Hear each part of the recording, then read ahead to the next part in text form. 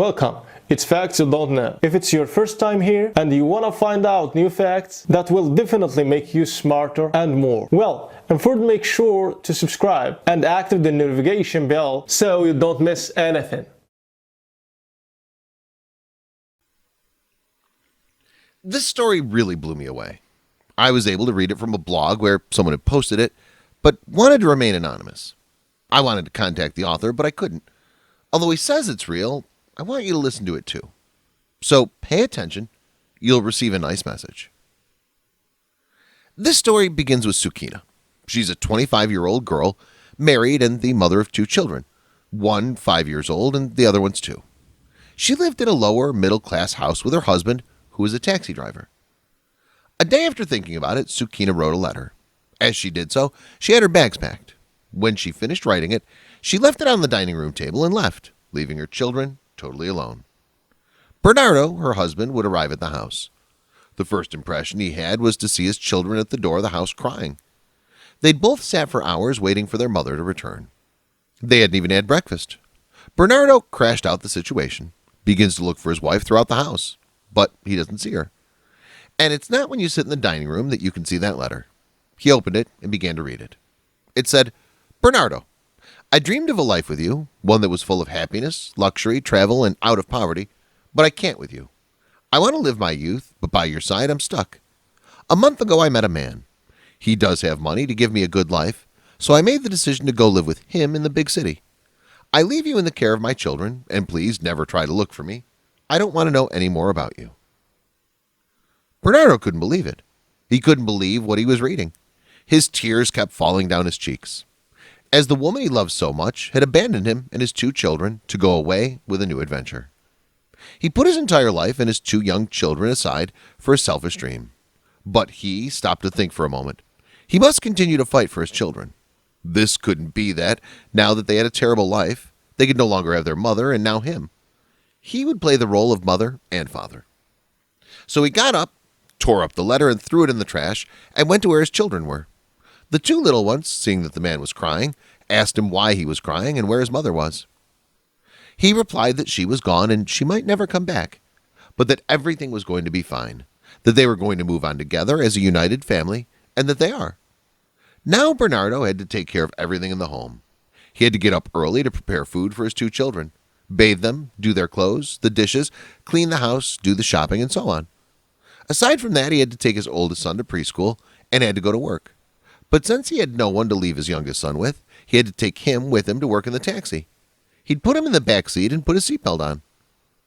When people got into the taxi, they saw the little boy or quickly realized that he was with his son, who had no one to leave him with. So some gave him treats or even played with him. One of his clients, Martina, had become a good friend of Bernardo, and Bernardo sometimes offered her opportunities to take care of their children while he worked. He said and accepted, although he always tried to give her some money in exchange for taking care of his children. Martina rejected it. She told him that she understood how difficult it was to be a single father of 2 children and also not be able to have enough income. She was more than pleased to help him. There were opportunities that she stayed at home with Bernardo taking care of the children. Since he was forced to work double shifts to pay debts, Bernardo felt stagnant. He couldn't save a little money, but he didn't know what to do. Until one day, talking to Martina, she told him to apply for a loan at the bank, that she would help him with the paperwork if necessary.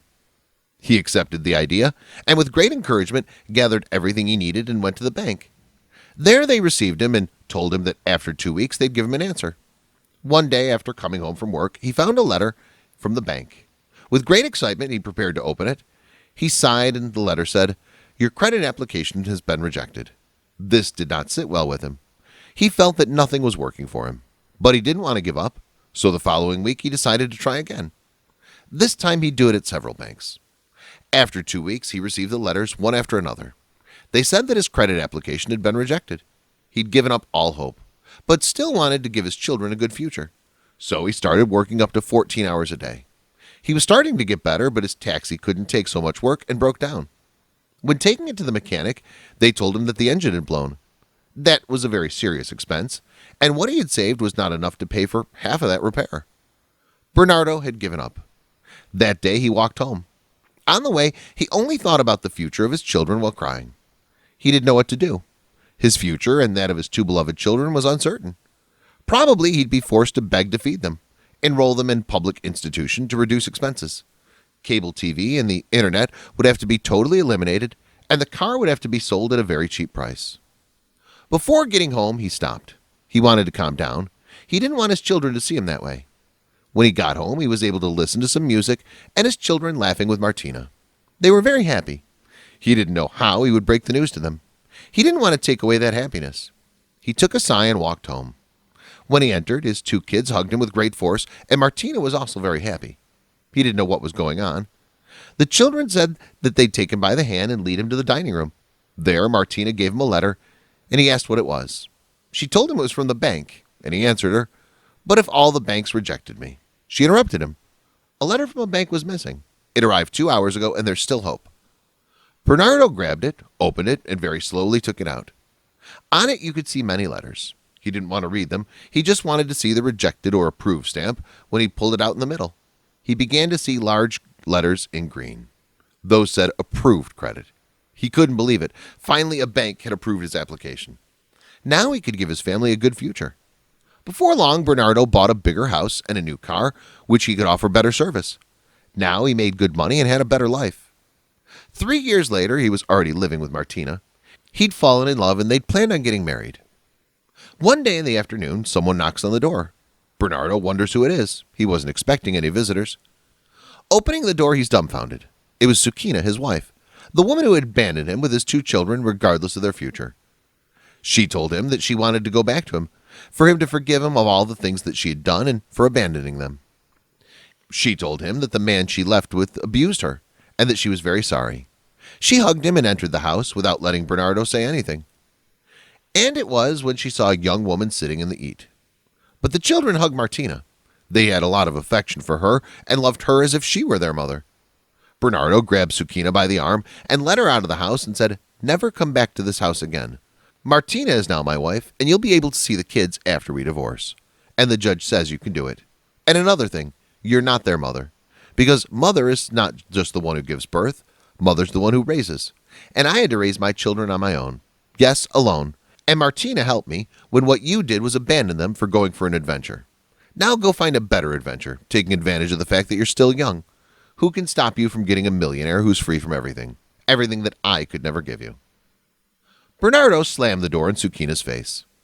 She never returned because she was only interested in the material and didn't even try to have any kind of relationship with her children. Bernardo, his two children, and Martina now have a new life, very happy and completely stable. Thanks for watching.